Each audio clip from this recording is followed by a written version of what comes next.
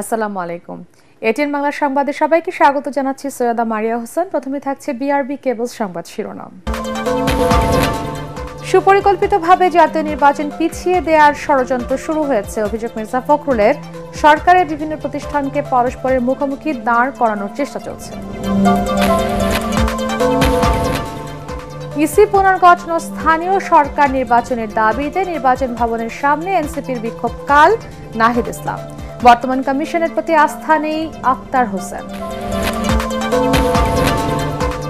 ইশরাককে mayor পদে শপথ না পড়ালে ঢাকা অচল করার ঘোষণা। স্থানীয় সরকার উপদেষ্টার পদত্যাগ দাবি। সাম্য হত্যাকারীদের গ্রেফতারের দাবিতে ছাত্রদলের শাহবাগ অবরোধ। জুন থেকে মহার্ঘ ভাতা পাবে সরকারি চাকরিজীবীরা। নতুন বাজেটে থাকছে বিশেষ বরাদ্দ। এনবিআর বিলুপ্ত করে 2টি বিভাগ বাস্তবায়নে অটল সরকার।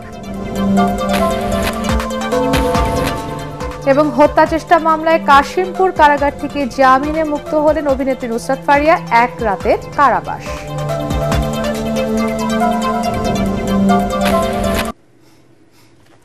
শুনছিলেন বিআরবি কেবল সংবাদ শিরোনাম, এবারে বিস্তারিত। সুপরিকল্পিতভাবে জাতীয় নির্বাচনকে পিছিয়ে দেওয়ার ষড়যন্ত্র শুরু হয়েছে বলে অভিযোগ করেছেন বিএনপি মহাসচিব মির্জা ফখরুল ইসলাম আলমগীর। ব্যাংকক থেকে ভার্চুয়ালি বক্তব্যে সতর্ক করে দিয়ে তিনি বলেন, বিভাজন সৃষ্টি আর সরকারের নানা সংস্থাকে পরস্পরের মুখোমুখি দাঁড় করানোর চেষ্টা চলছে। এদিকে রাজধানীতে আলাদা অনুষ্ঠানে বিএনপি নেতারা বলেন, যত দ্রুত সম্ভব জুলাই গণহত্যার বিচার, সংস্কার ও নির্বাচন হতে হবে। রিপোর্ট মইনুল আসারের। দলীয়ভাবে অত্যন্ত গুরুত্বপূর্ণ দলের প্রতিষ্ঠাতা সাবেক রাষ্ট্রপতি জিয়াউর রহমানের 44তম মৃত্যুবার্ষিকী উপলক্ষে 8 দিনের কর্মসূচি পালনের সিদ্ধান্ত হয় বিএনপি ও এর সহযোগী সংগঠনের নেতাদের যৌথ সভায়। চেয়ারপারসনের গুলশান কার্যালয়ে বৈঠকে ব্যাংককের একটি হাসপাতালে চিকিৎসাধীন বিএনপি মহাসচিব মির্জা ফখরুল ইসলাম আলমগীর ভার্চুয়ালি যুক্ত হয়ে সভাপতিত্ব করেন। এ সময় তিনি বলেন, দেশে অস্থিতিশীলতা সৃষ্টির মাধ্যমে জাতীয় নির্বাচনকে অনিশ্চয়তার মধ্যে ফেলে দেওয়ার নানা ষড়যন্ত্র হচ্ছে। অত্যন্ত সুপরিকল্পিতভাবে নির্বাচনকে পিছিয়ে দেওয়া, জনগণের যে অধিকার সে অধিকার থেকে জনগণকে বঞ্চিত করাবার এবং ভোটের অধিকার থেকে বঞ্চিত করবার একটা পায়তারা শুরু হয়েছে। বিভাজনের রাজনীতি আবার শুরু হয়েছে। সরকারের বিভিন্ন ইনস্টিটিউশনগুলোকে পরস্পরের মুখে আপনার মুখোমুখি করার একটা ষড়যন্ত্র চক্রান্ত শুরু হয়েছে। কিছু মানুষ যারা সরকারের মধ্যে অনুপ্রবেশ ঘটিয়ে বাংলাদেশকে ভিন্ন দিকে নিয়ে যাওয়ার চেষ্টা করছে। এদিকে জাতীয় প্রেস ক্লাবে আলোচনা সভায় বিএনপির স্থায়ী কমিটির সদস্য নজরুল ইসলাম খান বলেন, জাতীয় নির্বাচন নিয়ে অন্তর্বর্তী সরকারের ভূমিকা জনমনে নানা প্রশ্নের জন্ম দিচ্ছে। রাজনৈতিক শক্তি আছে, কিছু সামাজিক শক্তি আছে, তারা অনেকেই তাদের নিজেদের রাজনৈতিক স্বার্থে তারা এই গণতান্ত্রিক প্রক্রিয়াটাকে বিলম্বিত করতে চান। এতে তাদের স্বার্থ কতখানি হাসিল হবে আমরা জানি না, কিন্তু দেশ এবং জনগণ বিপদাপন্ন হতে পারে। এর আগে নেতাকর্মীদের নিয়ে জুলাই গণ অভ্যুত্থানে আহত রাকিবুল হাসানের পরিবারের সদস্যদের সাথে দেখা করেন বিএনপির সিনিয়র যুগ্ম মহাসচিব রুহুল কবির রিজভী। পরে সাংবাদিকদের কাছে ক্ষোভ প্রকাশ করে তিনি বলেন, সরকারের ব্যর্থতায় জুলাই গণহত্যার সাথে জড়িতরা এখনো ধরাছোঁয়ার বাইরে। বিচার এই সমস্ত ঘটনা, আইনের শাসন প্রতিষ্ঠিত করতে এত বিলম্ব কেন? আপনি ঢালাও গ্রেপ্তার, ঢালাও মামলা শেখ হাসিনার মতো করলে এটাতে মানুষের মন ভিজবে না। তাদেরকে চিহ্নিত করে এখনো বিচারের আওতায় নিয়ে আসতে অন্তর্বর্তীকালীন সরকার ব্যর্থ হয়েছে। বিএনপির এই মুখপাত্র অভিযোগ করেন, ইশরাক হোসেনকে গায়ের জোরে সরকার দায়িত্ব পালনের সুযোগ দিচ্ছে না। মইনুল আহসান, এটিএন বাংলা, ঢাকা। ইসি পুনর্গঠন ও স্থানীয় সরকার নির্বাচনের দাবিতে নির্বাচন ভবনের সামনে আগামীকাল বিক্ষোভ সমাবেশের ডাক দিয়েছে জাতীয় নাগরিক পার্টি এনসিপি। সংবাদ সম্মেলনে এনসিপির আহ্বায়ক নাহিদ ইসলাম কথা জানান। বর্তমান কমিশনের প্রতি আস্থা নেই বলে জানান দলের সদস্য সচিব আক্তার হোসেন।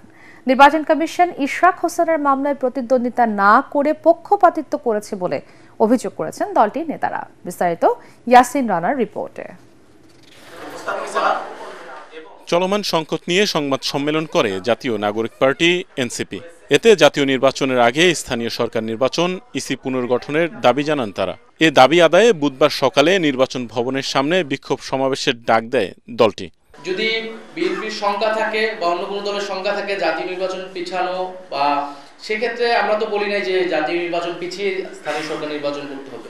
প্রয়োজনে গণপরিষদ নির্বাচন ও জাতীয় নির্বাচনের তারিখ ঘোষণা হয়ে যাক, তারিখ ঘোষণা হয়ে সবাইকে আশ্বস্ত করেই তার আগে স্থানীয় সরকার নির্বাচনটি দিক, আমাদের সে বিষয়ে কোনো আপত্তি নেই। কিন্তু এখন যে সারা দেশে নাগরিকরা সেবা পাচ্ছে না এবং এই অবৈধ নির্বাচনগুলোর প্রার্থীরা আদালতে দৌড়াদৌড়ি করছে নিজেদের একটু ক্ষমতার লোভে, একটু পদের লোভে, এগুলো একটা সংকটময় পরিস্থিতি তৈরি করেছে।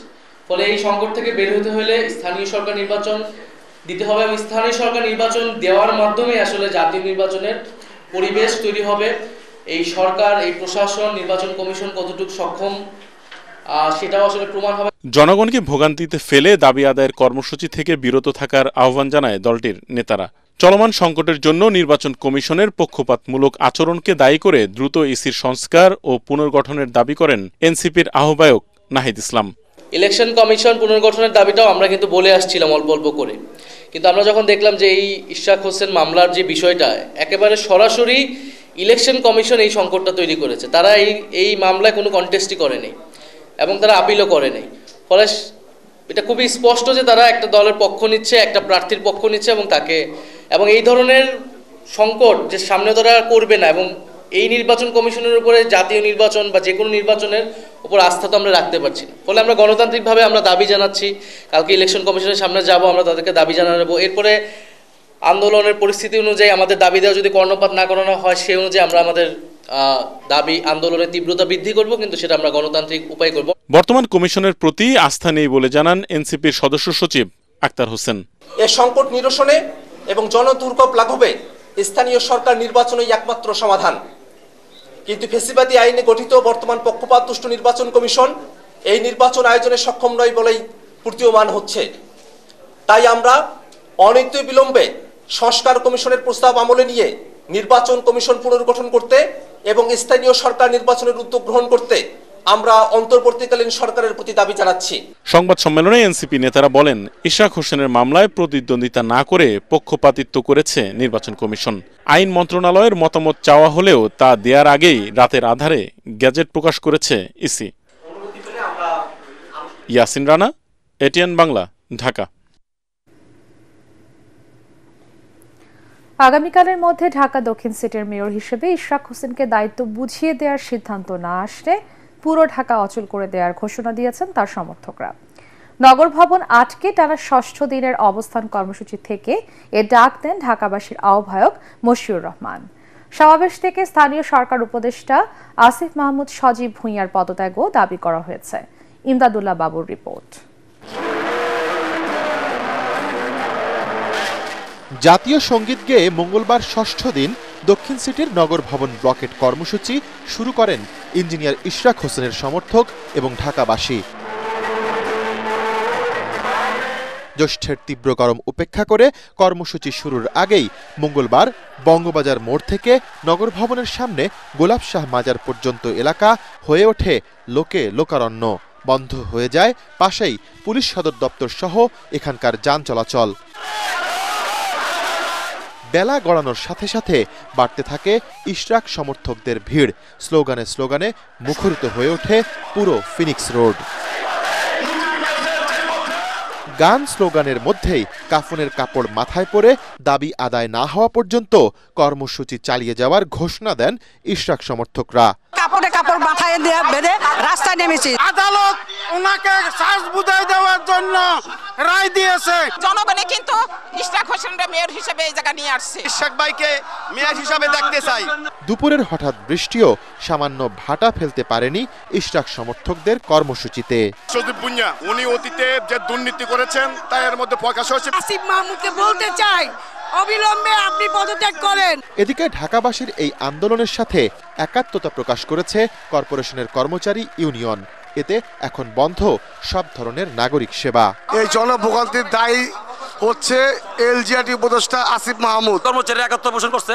আজকে তারা সমস্ত শহর শহরে উপস্থিত হয়েছে। আন্দোলনের আয়োজক ঢাকাবাসীর আহ্বায়ক সাবেক সিনিয়র সচিব মশিউর রহমান বলছেন, 24 ঘন্টার মধ্যে মেয়র হিসেবে ইশরাককে শপথ না পড়ালে আরো কঠোর হবে কর্মসূচি। আমাদের দাবি মানলো কি মানলো না, এটা কালকে 10টা পর্যন্ত আমরা সময় দিলাম। যদি আমাদের দাবি না মানে তাহলে কঠোর কর্মসূচি আমরা ঘোষণা করব। সাংস্কৃতিক নানা আয়োজনের মধ্য দিয়ে বিকাল পর্যন্ত নগর ভবনের সামনে অবস্থান করেন বিক্ষুব্ধরা। বুধবার সকাল 10টা থেকে আবারও শুরু হবে ইশরাক সমর্থকদের অবস্থান কর্মসূচি। ইমদাদুল্লাহ বাবু, ATN বাংলা, ঢাকা। বিএনপি নেতা ইশরাক হোসেনকে ঢাকা দক্ষিণ সিটি কর্পোরেশনের মেয়র হিসেবে ঘোষণা করে নির্বাচন কমিশনের গেজেটের কার্যক্রম স্থগিত চেয়ে করা রিটের বিষয়ে আদেশ আগামীকাল।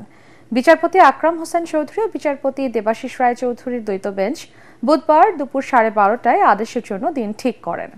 2020 সালের 1 ফেব্রুয়ারি ঢাকা দক্ষিণ সিটি কর্পোরেশনের নির্বাচনে আওয়ামী লীগের প্রার্থী শেখ ফজলুর তাপস মেয়র নির্বাচিত হন। পরদিন 2 ফেব্রুয়ারি গেজেট প্রকাশ করে নির্বাচন কমিশন। নির্বাচনে অনিয়ম ও দুর্নীতির অভিযোগ তুলে ফল বাতিল চেয়ে 2020 সালের 3 মার্চ মামলা করেন ইশরাক হোসেন। গত বছরের 5 আগস্ট গণ অভ্যুত্থানে আওয়ামী লীগ সরকারের পতনের পর 19 আগস্ট সিটি কর্পোরেশনের মেয়রদের অপসারণ করা হয়। ইশরাকের করা নির্বাচনী মামলায় চলতি বছরের 27 মার্চ ইশরাককে মেয়র ঘোষণা করে রায় দেন ঢাকার প্রথম যুগ্ম জেলা জজ ও নির্বাচনী ট্রাইব্যুনাল।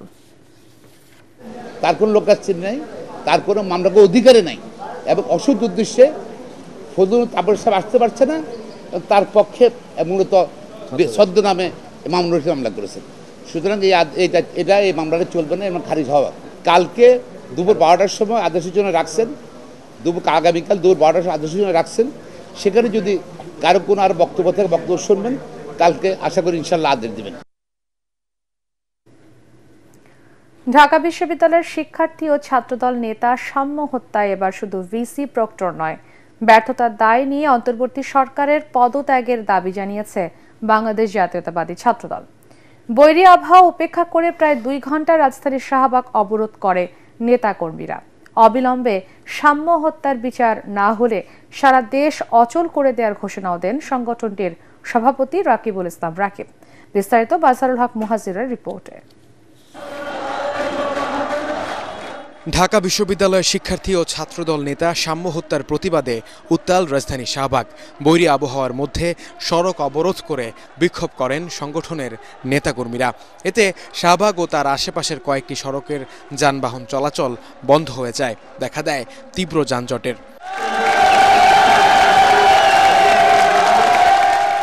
গেল 7 দিন ধরে সাম্য হত্যার বিচারে লাগাতার কর্মসূচি পালন করছে ছাত্রদল। এতে অংশ নেন ঢাকা মহানগর উত্তর দক্ষিণ ছাত্রদল, ঢাকা বিশ্ববিদ্যালয় ছাত্রদল সহ আশেপাশের বিভিন্ন প্রতিষ্ঠান ইউনিটের নেতাকর্মীরা। ফ্যাসিস্ট চলে যাওয়ার পরেও যদি ছাত্রদলকে মরতে হয়, আমাদেরকেও তো এইভাবে মেরে ফেলবে। খুনিদের কেন অন্তরালে রাখা হচ্ছে এটা বুঝতে পারতেছি না, আর প্রশাসনের এখানে ব্যর্থতা কোথায় এটাও আমরা বুঝতে পারতেছি না। বৃষ্টির কারণে মেট্রো স্টেশনের নিচেই বক্তব্য দেন দলের নেতাকর্মীরা। এ সময় দেখা গেল নিহত সাম্যর বাবাকেও। বাকরুদ্ধ বাবা ছেলের জন্য সকলের কাছে দোয়ার ফরিয়াদ জানান। সাম্য হত্যার দ্রুত বিচার না হলে যমুনা ঘেরাওয়ের ডাক দেন ছাত্রদল নেতারা। আমরা ব্যর্থ প্রশাসন, ব্যর্থ সরকারের পদত্যাগ দাবি করছি। কারণ শাহরিয়ার আলম সাম্য খুন হওয়ার 6 দিন পরও আমরা দেখেছি সে ব্যর্থ প্রশাসন এখনো পর্যন্ত সিসি ক্যামেরার কোনো ফুটেজ, কোনো আলামত নাকি তারা সংগ্রহ করতে পারেনি। আগামীতে যদি কোনো শান্তিপূর্ণ কোনো কর্মসূচি পালন করতে হয়, তার জন্য এই ইন্টারিম সরকার দায়ী থাকবে। যদি সাম্য হত্যার বিচার না পায়, বাংলাদেশকে অচল করে দেবে বাংলাদেশ জাতীয় ছাত্রদল। প্রায় 2 ঘন্টা অবরোধের পর শাহবাগ মোড় ছাড়ে জাতীয়তাবাদী ছাত্রদলের বিক্ষুব্ধ নেতাকর্মীরা। কর্মসূচি শেষে মিছিল নিয়ে ঢাকা বিশ্ববিদ্যালয় ক্যাম্পাস হয়ে কেন্দ্রীয় শহীদ মিনারের দিকে যায় তারা। মাসহারুল হক মুহাজির, ATN বাংলা, ঢাকা। আগামী জুন থেকে মহার্ঘ ভাতা পাবেন সরকারি চাকরিজীবীরা, এজন্য বাজেটে বিশেষ বরাদ্দ রাখা হবে বলে জানালেন অর্থ উপদেষ্টা ডক্টর সালেউদ্দিন আহমেদ। তবে কত শতাংশ ভাতা দেওয়া হবে তা চূড়ান্ত হয়নি বলে জানান তিনি। সচিবালয়ের সরকারি ক্রয় সংক্রান্ত উপদেষ্টা কমিটির বৈঠক শেষে এসব তথ্য জানান উপদেষ্টা। এমন সিদ্ধান্তে কিছুটা খুশি হলেও সরকারি চাকরিজীবীরা বলছেন, নতুন পে স্কেল ছাড়া এই টাকায় জীবন মানে খুব একটা উন্নয়ন হবে না। রিপোর্টে জানাচ্ছেন মাহবুব কবির চপল। 10 বছর ধরে সরকারি চাকরিজীবীদের বাড়েনি বেতন ভাতা, কিন্তু লম্বা হয়েছে খরচের খাতা। এতে জীবন চালাতে হিমশিম খেতে হচ্ছে তাদের। প্রয়োজনের তুলনায় আমাদের বেতনটা আসলে এখন খুবই নগণ্য। বেতনের ভারসাম্যতা বৈষম্য অনেক বেশি দেখা যায়। আমি ছোট গ্রেডে আছি, আমার তো বেতন 20-এরও নিচে প্রায়। এতে ঢাকা শহরে চলাতে একটা ডিফিকাল্ট হয়ে যায়। অন্তর্বর্তী সরকার দায়িত্ব নেওয়ার পর গত জানুয়ারিতে মহার্ঘ ভাতার ঘোষণা দিলেও তা বাস্তবায়ন হয়নি। পরে এ সংক্রান্ত একটি কমিটি করে দেওয়া হয়। জানা গেছে, প্রথম থেকে 10ম গ্রেড পর্যন্ত 10%, 11 থেকে 20তম গ্রেডের জন্য 20% মহার্ঘ ভাতা দেওয়ার সুপারিশ করেছেন তারা। সেক্ষেত্রে 14 লাখ সরকারি চাকরিজীবীর জন্য বাড়তি ব্যয় হবে 7,000 কোটি টাকা, যা আগামী বাজেটে বরাদ্দ দেয়া হবে বলে জানান অর্থ উপদেষ্টা। মহার্ঘ ভাতা আমরা অ্যাক্টিভলি কনসিডার করছি। এটা কমিটিকে দায়িত্ব দিয়েছে আমি, ওরা ওয়ার্কআউট করলে আমার কাছে দেবে। হওয়ার চান্স মোটামুটি, কিন্তু হয়তো একটু সময় লাগবে। আমি বাজেটের ওয়ার্কআউট করে দেখি কখন থেকে দিতে পারবো, কত দিতে পারবো। না, এটা বললে তো সব বলা হয়ে গেল। সবশেষ 2015 সালে নতুন পে স্কেল দেয় আওয়ামী লীগ সরকার। মহার্ঘ ভাতা দেয়া হলে বাদ যাবে 5% ইনক্রিমেন্ট ও 1,000 টাকা করে বিশেষ প্রণোদনা। ফলে খুব একটা লাভ হবে না বলে মনে করছেন সরকারি চাকরিজীবীরা। জীবনমানের ক্ষেত্রে অবশ্যই কিছুটা হলেও লাঘব হবে, কিন্তু এটা তো প্রয়োজনের তুলনায় অনেক কম। এটা এত শুভঙ্কর ফাঁকির মতো। যে 20% প্রণোদনা দেখছে, 1600 টাকা প্রণোদনা আসবে, কিন্তু তারপরে শোনা যাচ্ছে নাকি যে 1,000 টাকা এমনি সুবিধা দিত, সেটা নাকি কেটে নেবে। তাহলে 600 টাকা দেওয়া আর না দেওয়া সমান কথা। এমনিতেই তো নর্মালি আমরা আসলে সচ্ছল জীবনযাপন করতে পারছি না। তো এখন সময়ের দাবি হচ্ছে নতুন একটা পে স্কেল। তো নতুন একটা পে স্কেল দিলে মোটামুটি যে স্ট্যান্ডার্ডটা আমরা সেটা মেনটেন করতে পারবো আশা করছি। সচিবালয়ে অর্থ উপদেষ্টা আরও জানান, এনবিআর বিলুপ্তির সিদ্ধান্ত পুনর্বিবেচনার কোনো সুযোগ নেই। আমরা যে সংস্কারটা অধ্যাদেশ পরীক্ষা থেকে আমরা চেষ্টা করবো, আমরা ইমপ্লিমেন্ট করবো, সেটা দরকার। মাহবুব কবির চপল, এটিএন বাংলা, ঢাকা। একটু বলেন স্যার। দুদকের ডাকে সাড়া দেননি স্বাস্থ্য উপদেষ্টার সাবেক ব্যক্তিগত কর্মকর্তা তুহিন ফারাবী ও ডাক্তার মাহমুদুল হাসান। দুর্নীতির অভিযোগে তাদের কমিশনে হাজির হবার নোটিশ দিয়েছিল দুদক। তারা হাজির না হয় আইন অনুযায়ী ব্যবস্থা নেওয়া হবে বলে জানান সংস্থাটির মুখপাত্র আক্তার হোসেন। অনুসন্ধান কর্মকর্তারা প্রয়োজন মনে করলে স্বাস্থ্য উপদেষ্টা নুরজাহান বেগমকেও ডাকতে পারে বলেও জানান তিনি।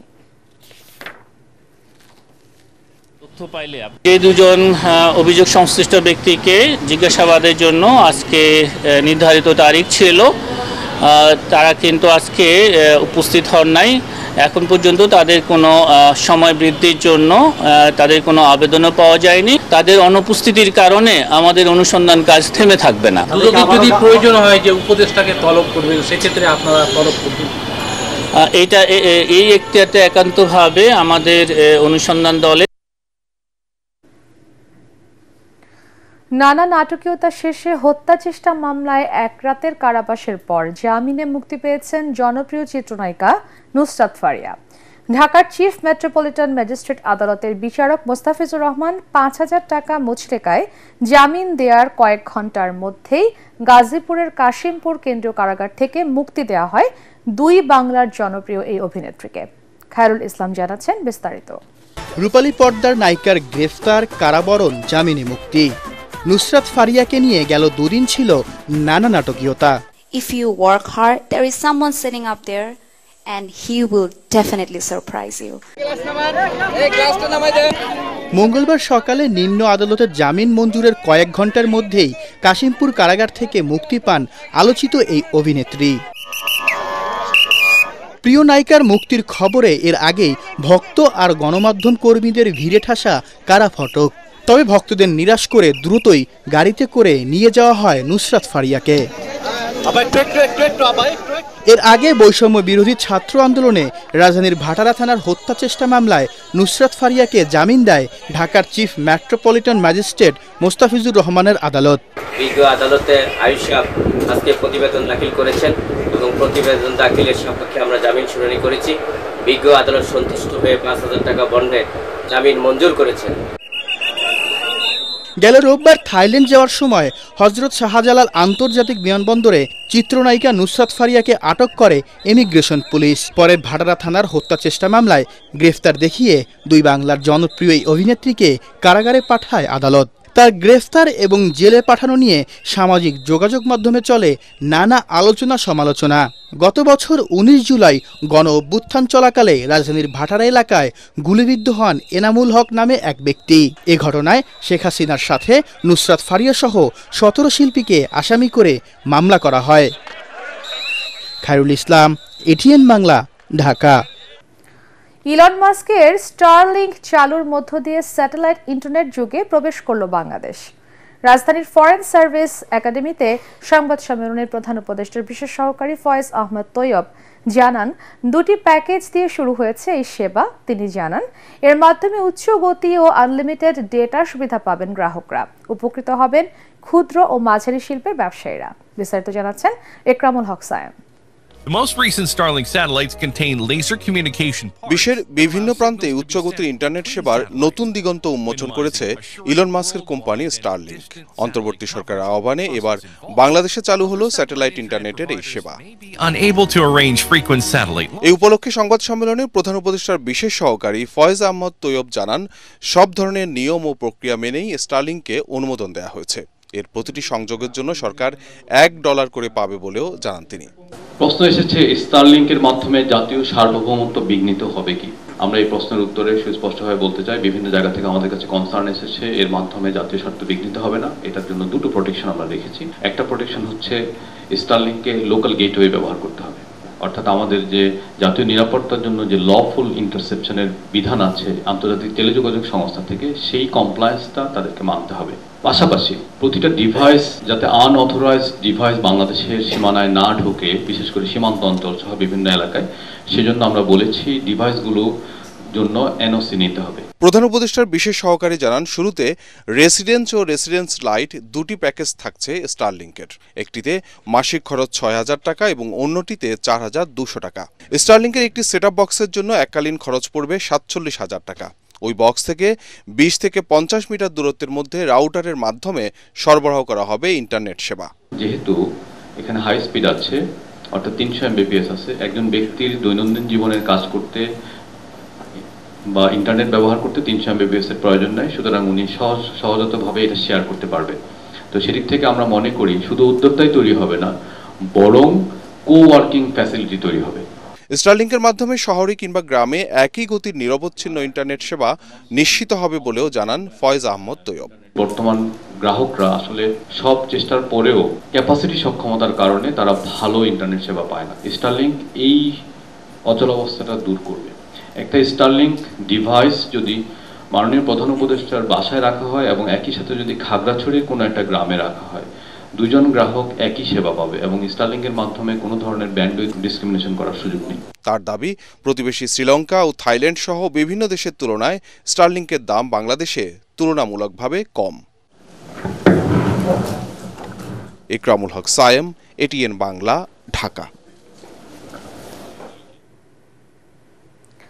আওয়ামী লীগের দোসর আমলা ও প্রশাসনের ৯৫ জনের তালিকা প্রকাশ করেছে জুলাই ঐক্য। এর মধ্যে ৪৪ জন আমলা এবং ৫১ জন গুলি চালানোর নির্দেশদাতা ম্যাজিস্ট্রেটের নাম রয়েছে। সকালে জাতীয় প্রেস ক্লাবে এক সংবাদ সম্মেলনে এই তালিকা প্রকাশ করা হয়। এ সময় জুলাই বিপ্লবে শহীদদের পরিবারের সদস্যরা অভিযোগ করেন, মামলা তুলে নিতে তাদের হুমকি দেওয়া হচ্ছে। বিচারহীনতায় অন্তর্বর্তী সরকারের ওপর অনাস্থা জানিয়ে তারা বলেন, এখনও বিভাজন তৈরির ষড়যন্ত্র চলছে। মাজহারুল হক মুহাজিরের আরেকটি রিপোর্ট। সচিবালয় ও প্রশাসন সহ বিভিন্ন সরকারি প্রতিষ্ঠানে থাকা আওয়ামী লীগের দোসরদের তালিকা প্রকাশ নিয়ে এই সংবাদ সম্মেলনের আয়োজন করে গণ অভ্যুত্থানের চেতনা ধারণ করা ৮০টি সংগঠনের ঐক্যবদ্ধ প্ল্যাটফর্ম জুলাই ঐক্য। জাতীয় প্রেস ক্লাবের জহুর হোসেন চৌধুরী হলে এই তালিকা প্রকাশ করেন শহীদ পরিবারের সদস্যরা। এ সময় আওয়ামী লীগের দোসর ৪৪ আমলা ও ৫১ জন গুলি চালানোর নির্দেশদাতা ম্যাজিস্ট্রেটদের তালিকা প্রকাশ করেন তারা। সাংবাদিক ভাইয়েরা তো সবই জানেন, ওনারা হয়তো প্রকাশ করতে ভয় পান কিংবা চাপে থাকেন, তবু শহীদদের কথা চিন্তা করে আপনারাও দয়া করে পরকালের মুক্তির জন্য আপনাদের দায় এড়াতে পারেন না। সংবাদ সম্মেলনে জুলাই ঐক্যের সংগঠকদের অভিযোগ, আন্দোলন ছাড়া কোনো দাবি যেন পূরণ করতে পারছে না অন্তর্বর্তী সরকার, যার প্রভাব পড়ছে ফ্যাসিবাদ বিরোধী ঐক্যে বিভাজন সৃষ্টিতে। জুলাইয়ের যে শক্তিগুলো ছিল সেই শক্তিগুলোর মাঝে বিভাজন সৃষ্টির জন্য এখনো বিভিন্ন পক্ষ কাজ করে যাচ্ছে এবং গত ৮ মাস ধরে কাজ করে এসেছে। কোনো সরকারি কর্মকর্তা যখন কোনো অপরাধ করে তারা তাকে শাস্তি দিয়ে ওএসডি করা অথবা সাময়িকভাবে বহিষ্কার করা, তো এটা তো কোনো সাজা হইতে পারে না। সকল স্বৈরাচার দোষরদেরকে আগামী ৩১শে মে এর মধ্যে বাধ্যতামূলক অবসর দিতে হবে। ৩ সরকারি কর্মদিবসের মধ্যে তদন্ত কমিটি গঠন করে দৃশ্যমান কাজের অগ্রগতি দেশের জনগণকে দেখাতে হবে। চলতি মাসের মধ্যেই সেনানিবাসে আশ্রয় নেওয়া ৬২৬ জন দোসরদের তালিকা প্রকাশ, সচিবালয় ও প্রশাসন স্বৈরাচার দোসর মুক্ত এবং ১৩২ ধারা সংশোধন না করলে আগামী ৩১ মের পর মার্চ টু সচিবালয় কর্মসূচি ঘোষণা করবে বলেও জানায় সংগঠনটি। যে বা যারাই ফ্যাসিবাদের সহযোগী হবে আমরা তাদের সকলকে জুলাই ঐক্যের পক্ষ থেকে প্রত্যেককে আইডেন্টিফাই করে তাদের বিরুদ্ধে সরকারকে ব্যবস্থা নেওয়ার জন্য আমরা তুলে ধরব। মাসহারুল হক মুহাজির, এটিএন বাংলা, ঢাকা। জনগুরুত্বপূর্ণ ও সাংবিধানিক মামলাগুলোর শুনানি সরাসরি সম্প্রচার করার নির্দেশনা কেন দেয়া হবে না তা জানতে চেয়ে রুল জারি করেছে হাইকোর্ট। ৪ সপ্তাহের মধ্যে সুপ্রিম কোর্টেও রেজিস্ট্রার জেনারেল, তথ্য সচিব ও আইন সচিবকে রুলের জবাব দিতে বলা হয়েছে। অন্যদিকে আন্তর্জাতিক অপরাধ ট্রাইব্যুনালে আদালতের অনুমতিক্রমে মামলাগুলো ধারণ ও সম্প্রচারের ব্যবস্থা করা হয়েছে বলে জানিয়েছেন চিফ প্রসিকিউটর তাজুল ইসলাম। আইনজীবীরা বলছেন, এতে ন্যায় বিচার যেমন নিশ্চিত হবে তেমনিভাবে প্রান্তিক জনগোষ্ঠীও দেখতে পাবে আলোচিত মামলার বিচারিক কার্যক্রম। আমরা আশা করব যে এই ব্যবস্থা যদি আমাদের উচ্চ আদালতে ইন্ট্রোডিউস করা যায়, ভারতের মতো, পাকিস্তানের মতো, ইংল্যান্ড, আমেরিকা সহ ২১টা দেশের সিস্টেম আমরা দেখিয়েছি, যেখানে আমাদের চাইতেও আরও দুর্বল দেশেও এই ধরনের টেকনিক্যাল ব্যবস্থা চালু আছে। আমরা দেখতে পাই ইংল্যান্ড, আমেরিকা, আইসিসি সহ গুরুত্বপূর্ণ কেসে, কিন্তু আমাদের সুপ্রিম কোর্ট দেখতে পাই না কেন? আমরা পাবলিক করতে চাই না কেন? এটা পাবলিক করলে অসুবিধা কোথায়? কোয়ালিটি এনশিওর হবে, সকলেই ট্রান্সপারেন্ট হবে, সকলেই জবাবদিহিতার মধ্যে আসবে। বৈষম্যমূলক ড্যাব বাতিল ও ইমারত নির্মাণ বিধিমালা ২০০৮ পুনর্বহালের দাবিতে রাজধানীর মতিঝিলের রাজুক প্রধান কার্যালয়ে ঘেরাও কর্মসূচি পালন করেছে ভূমি মালিকদের সংগঠন Dhaka city land owners association.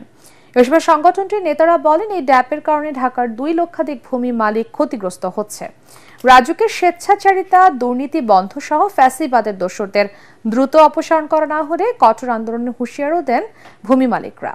Dhaka শহরের রাস্তা সর্বনিম্ন ২০ ফুট করা এবং আগের নিয়ম অনুযায়ী ভবন নির্মাণের সুযোগ সহ বেশ কয়েকটি দাবি তুলে ধরেন ঢাকা সিটি ল্যান্ড ওনার্স অ্যাসোসিয়েশনের নেতারা। আগে যে সমস্ত বিল্ডিং গুলো 10 তলা হয়েছে, এখন এই পরিমাণে পার দিয়ে ওনারা দিয়েছেন, এখানে এখন 5 তলার বেশি ভবন করা সম্ভব না। কিন্তু এটাই তো একটা বড় বৈষম্য। আপনি কোন জায়গায় দিয়েছেন 10 তলাই করতে পারবে, আবার কোন জায়গায় দিয়েছেন 5 তলা। যদি আমাদের এই ন্যায্য দাবি মেনে নেওয়া না হয়, তাহলে কোন দালাল এই দেশে থাকতে পারবে না। এই ফ্যাসিবাদী হাসিনার কোন দালাল এই দেশে থাকতে পারবে না। আল আরাফা ইসলামী ব্যাংক অর্থ সংবাদ।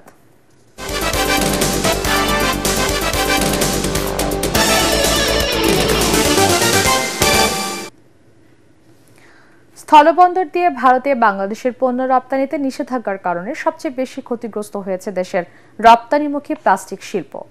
এমন সিদ্ধান্তে শুধু বাংলাদেশে নয়, ভারতের 7 সিস্টার্সের ব্যবসায়ী ও উদ্যোক্তারাও আর্থিক ক্ষতিতে পড়বে বলে জানিয়েছেন ব্যবসায়ী নেতারা। রাজধানীতে 2 দিনের প্লাস্টিক টয় মেলা উপলক্ষে আয়োজিত সংবাদ সম্মেলনে এসব কথা বলেন প্লাস্টিক অ্যাসোসিয়েশনের সভাপতি শামীম আহমেদ। তিনি জানান, নতুন সিদ্ধান্তে শুধুমাত্র 2টি সমুদ্র বন্দর দিয়ে ভারতে পণ্য পাঠাতে পারবে বাংলাদেশ। এতে খরচ ও সময় বেশি লাগবে। সরকারিভাবে আলোচনার মাধ্যমে দ্রুত এই সমস্যা সমাধানের দাবি জানান ব্যবসায়ীরা। সংবাদ সম্মেলনে জানানো হয়, বৃহস্পতিবার থেকে প্রথমবারের মতো রাজধানীর ইন্টারকন্টিনেন্টাল হোটেলে সরকারের সহযোগিতায় প্লাস্টিক দিয়ে উৎপাদিত খেলনার 2 দিনের মেলা অনুষ্ঠিত হবে।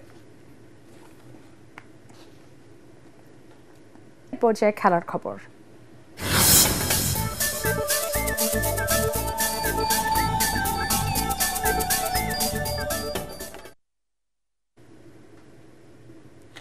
পাকিস্তান সফরে 2টি টি-20 ম্যাচ কমে গেল বাংলাদেশের। এখন 3 ম্যাচের টি-20 সিরিজ খেলবে বাংলাদেশ ক্রিকেট দল। সবগুলো ম্যাচই হবে লাহোরে। পাকিস্তান অবজারভার জানিয়েছে, দুবাইয়ে পাকিস্তান ক্রিকেট বোর্ড সভাপতি মোহসিন নাকভি এবং বিসিবি সভাপতি ফারুক আহমেদের সম্মতিতে এমনটা হয়েছে। এফটিপি অনুসারে মে মাসে পাকিস্তান সফরে 3টি ওয়ানডে ও 3টি টি-20 ম্যাচ খেলার কথা ছিল বাংলাদেশের। পরবর্তীতে 5 ম্যাচের টি-20 সিরিজ খেলায় সম্মত হয় 2 বোর্ড। শেষ পর্যন্ত সেই সংখ্যাও কমে 3-এ নেমে আসলো। সিরিজের ম্যাচ 3টি হবে যথাক্রমে 27 মে, 29 মে এবং 1 জুন।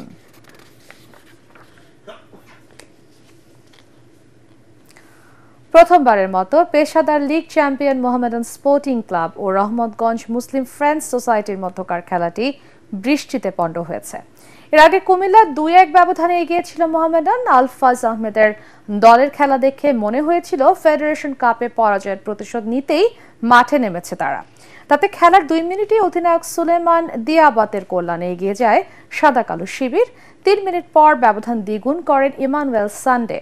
তবে রহমতগঞ্জও কম যায় না। 10 মিনিটে স্যামুয়েল বোয়েটেংয়ে হেডে ব্যবধান 2-1 নামিয়ে আনে তারা। এরপরে প্রচন্ড বৃষ্টিতে খেলা পণ্ড হয়ে যায়। অন্য ম্যাচে ফকিরের পুলকে 7-2 গোলে পরাজিত করেছে বসুন্ধরা কিংস। শেষ করার আগে বিআরবি কেবল সংবাদ শিরোনাম আরও একবার। সুপরিকল্পিতভাবে জাতীয় নির্বাচন পিছিয়ে দেওয়ার ষড়যন্ত্র শুরু হয়েছে, অভিযোগ মির্জা ফখরুলের। সরকারের বিভিন্ন প্রতিষ্ঠানকে পরস্পরের মুখোমুখি দাঁড় করানোর চেষ্টা চলছে। ইসি পুনর্গঠন ও স্থানীয় সরকার নির্বাচনের দাবিতে নির্বাচন ভবনের সামনে এনসিপির বিক্ষোভ কাল। নাহিদ ইসলাম, বর্তমান কমিশনের প্রতি আস্থা নেই আক্তার হোসেন। ইশরাককে মেয়র পদে শপথ না পড়ালে ঢাকা অচল করার ঘোষণা। স্থানীয় সরকার উপদেষ্টার পদত্যাগ দাবি। সাম্য হত্যাকারীদের গ্রেফতারের দাবিতে ছাত্র দলের শাহবাগ অবরোধ। জুন থেকে মহার্ঘ ভাতা পাবে সরকারি চাকরিজীবীরা। নতুন বাজেটে থাকছে বিশেষ বরাদ্দ। এনবিআর বিলুপ্ত করে 2টি বিভাগ বাস্তবায়নে অটল সরকার। এবং হত্যা চেষ্টা মামলায় কাশিমপুর কারাগার থেকে জামিনে মুক্ত হলেন অভিনেত্রী নুসরাত ফারিয়া। 1 রাতের কারাবাস।